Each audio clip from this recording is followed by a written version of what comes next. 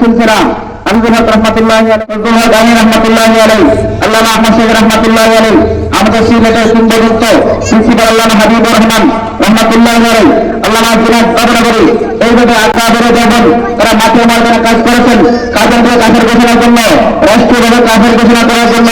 কিন্তু আজকে আজ পর্যন্ত কোন কাজেন্দ্রকে বাংলার জমিনে কাফের ঘোষণা কয়েকদিন আগে শহরের ব্যাপারে মহাসমাবেশ হয়েছে, কিন্তু কাজেন্দ্রকে কাফের ঘোষণা করা হয় নাই, কোন কাফের ঘোষণা করা হয় নাই।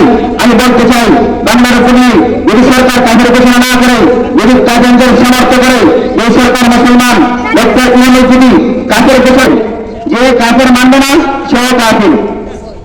সুস্পষ্ট বার্তা আল্লাহ তাআলা কোরআনের মধ্যে বলেছেন খাতামুন নাবিয়্যিন, আল্লাহ তাআলার কোরআনের দলিল, এটা কোরআনের দলিল, যারা কোরআনকে অস্বীকার করেছে কাফের। আর রাসূল সাল্লাল্লাহু আলাইহি ওয়াসাল্লাম হাদিসের মধ্যে বলেন আনা খাতামুন নাবিয়্যিন লা নাবিয়্যা বাদি, আমি সর্বশেষ নবী, আমার পর কোনো নবী আসবে না।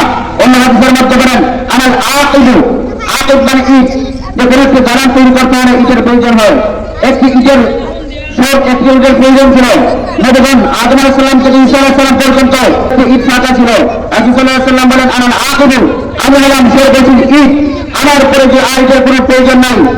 আমার মধ্যে আল্লাহ তারা নবীগণের খতম করে দিয়েছেন।